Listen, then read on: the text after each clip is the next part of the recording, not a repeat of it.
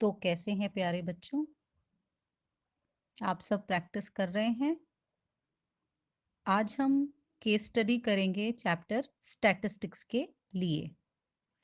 इसमें ये दिखाया है कि जैसे तो हमें पता ही है कि हॉस्पिटल हमारे किन किन चीज़ों के लिए ट्रीटमेंट होता है और बहुत वैरायटी ऑफ ट्रीटमेंट्स होते हैं हॉस्पिटल्स में। तो हॉस्पिटल के बारे में थोड़ा सा इन्फॉर्मेशन दिया है उन्होंने कि a hospital is a health care institution providing patient treatment with specialised medical and nursing staff and medical equipment. मतलब कि हॉस्पिटल वो ऐसी जगह है जहाँ पे जो मरीज होते हैं उनकी देखभाल की जाती है, उन्हें ठीक किया जाता है अलग अलग मेडिसिन और अलग अलग ट्रीटमेंट के तरीकों से। ठीक है, तो उसमें अलग-अलग तरीके के बारे में भी थोड़ा बहुत उन्होंने बताया है कि इमरजेंसी ट्रीटमेंट भी होता है, फायर विक्टिम, एक्सीडेंट विक्टिम्स होते हैं, जो आग लग जाने से किसी को अगर कुछ नुकसान हो गया है या फिर एक्सीडेंट से किसी को कुछ लग गई है चोट, तो उसके लिए कोई अचानक से बीमार पड़ गया है, तो उसके लिए तो हर चीज़ के लिए अलग-अलग ट्रीटमेंट होती है। ऐसा थोड़ा-सा हॉस्पिटल के बारे में इन्फॉर्मेशन दी है। अब उसके बाद क्वेश्चन स्टार्ट हो रहा है। 5 students from class 10 visited a general hospital and recorded the medical treatment of 300 patients according to their ages on a particular day. तो जैसे डेटा वगैरह रिकॉर्ड करने के लिए भेजते हैं ना बच्चों को, तो वैसे ही 5 स्टूडेंट्स क्लास 10th के गए और उन्होंने 300 पेशेंट्स जो थे, मरीज थे हॉस्पिटल के, उनकी उम्र के हिसाब से एक डेटा बनाया और वो ये टेबल के फॉर्म में दिखा रहे हैं आपको। क्वेश्चन कहता है कि आप पढ़ें उस टेबल को और आंसर करें। तो इसमें फर्स्ट पार्ट क्या कह रहा है? फर्स्ट पार्ट कह रहा है how many patients were of age less than 40 years.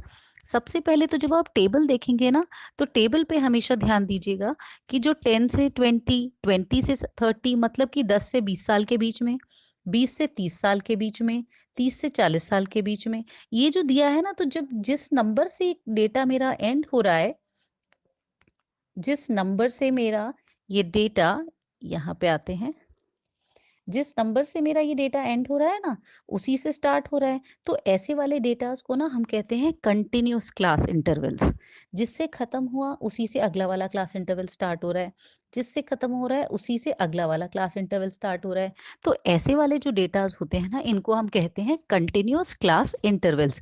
और ऐसे में क्या होता है कि जो आपका नंबर जैसे 10 से 20 है और 20 से 30 है, तो यहाँ हम लिखते हैं 10 से 20, 20 से 30। तो जब हम ये लिख रहे हैं ना, तो ये दोनों अगर सेम होते हैं ना, तो जो 20 ईयर्स वाला पेशेंट काउंट हुआ होगा या 20 नंबर जो काउंट होगा ना, गिना जाएगा, वो 20 से 30 वाले में गिना जाएगा, 10 से 20 वाले में नहीं गिना जाएगा।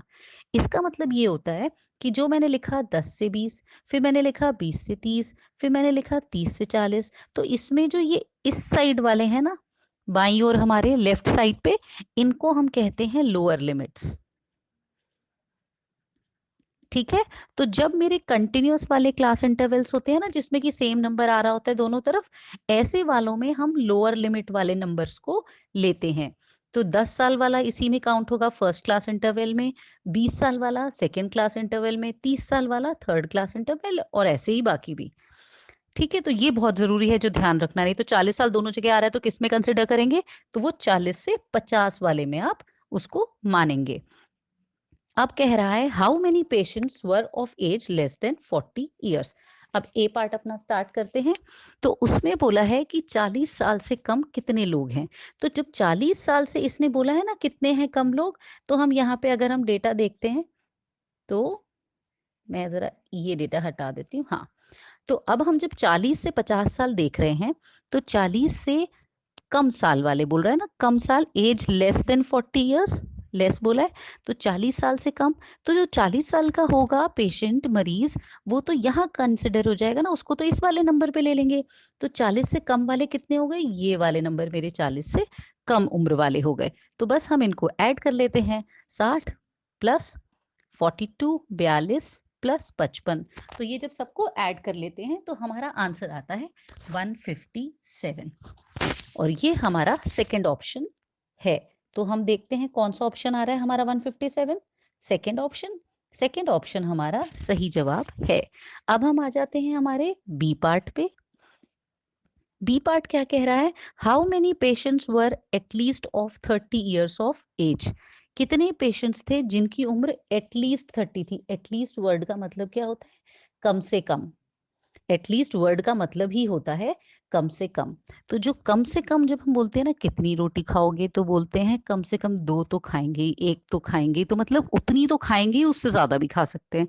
अगर आप मार्क्स की बात करते हैं पास होने के लिए, तो कहते हैं 40 आ जाए, उससे ज्यादा आ जाएंगे चलेगा, लेकिन एटलीस्ट 40 आ जाने चाहिए।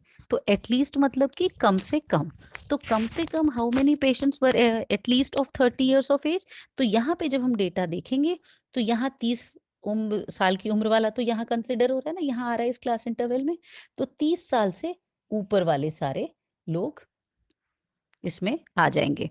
तो इसमें या तो आप ये करो कि 55 प्लस 70 प्लस 53 प्लस 20, इन सबको ऐड कर दो तो भी आ जाएगा 198।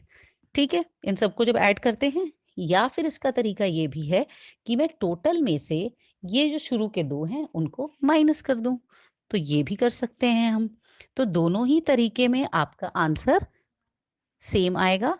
तो आप लोगों को टेंशन लेने की जरूरत नहीं है, जो जिस तरीके से करना चाहता है वो दोनों ही सही आएंगे। ठीक है, तो अब हम जब देख रहे हैं तो कौन सा जवाब हमारा सही आ रहा है, यहाँ पर पहला वाला हमारा आंसर सही जवाब है।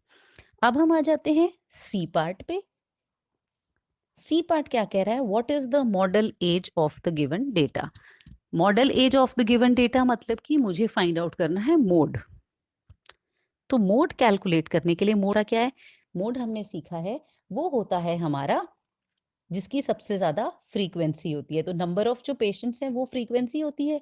ये जो हमारा लिखा हुआ है ये हमारी फ्रीक्वेंसी होती है ना डेटा की। तो ये हमारी फ्रीक्वेंसी वाली लाइन है। तो इसमें सबसे बड़ा नंबर कौन सा है? सबसे बड़ा नंबर है 70। तो उसकी जो क्लास इंटरवल है वो हो गई हमारी मॉडल क्लास। तो हमने ये सीखा है ना मोड में। तो सबसे पहले तो हम मॉडल क्लास ढूंढते हैं। तो जब हम मॉडल क्लास ढूंढते हैं तो वो आता है हमारा मॉडल क्लास, हमारा आ गया 40 से 50। ठीक है, और जो उसकी फ्रीक्वेंसी होती है ना उसको हम कहते हैं F1।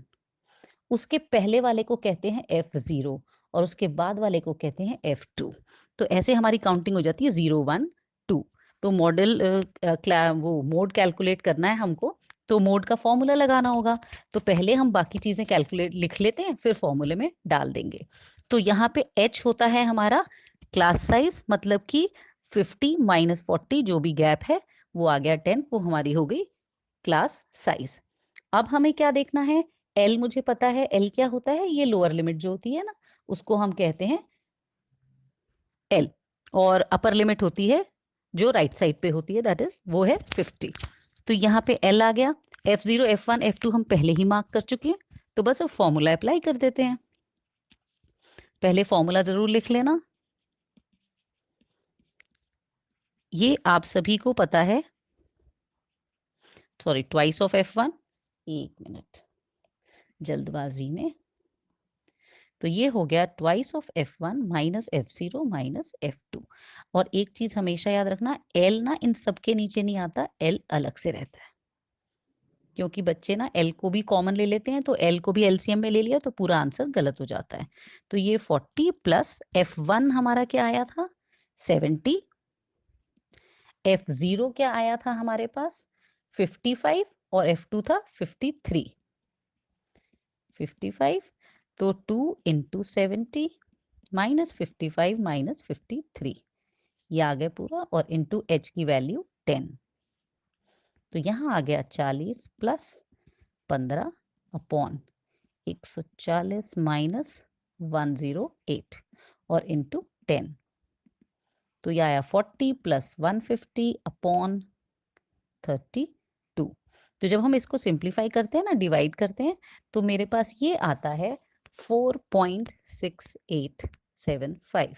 ठीक है, आपको पूरा यहाँ पे ये डिनोमिनेटर में नीचे जो है ना, वो सिर्फ अगर 2 की पावर में होती है तो हमेशा पूरा डिवाइड होगा, रिमाइंडर 0 आएगा ही आएगा। ठीक है, तो ये रियल नंबर्स में भी फर्स्ट चैप्टर में भी है ये कंसेप्ट।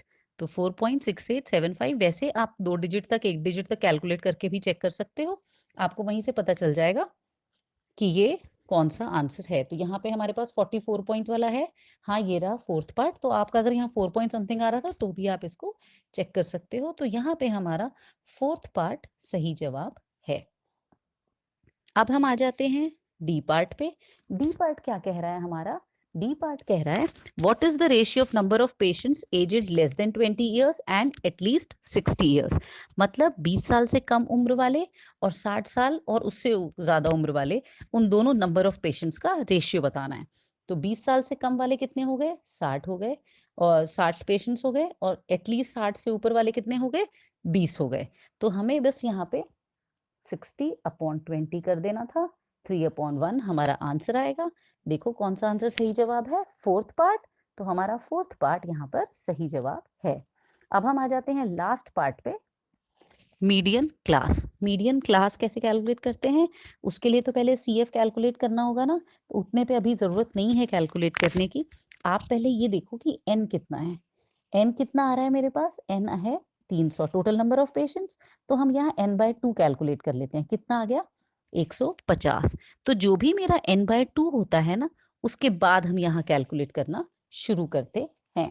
तो अगर मैं यहाँ पर इनको अगर हटाऊं यहाँ से, अब हम देखते हैं n/2। अगर मैंने इन दोनों को ऐड किया, पहला तो हो गया 60, फिर 60 प्लस 42 हो गया मेरे पास 102, और 102 में जब मैंने ये ऐड किया तो मेरे पास आया 157, है ना। तो यहाँ पे आप चेक कर चुके हो 155 के जस्ट बाद यहाँ पर देख रहे होगे आप सेकेंड पार्ट ऑप्शन जो 157 आया है।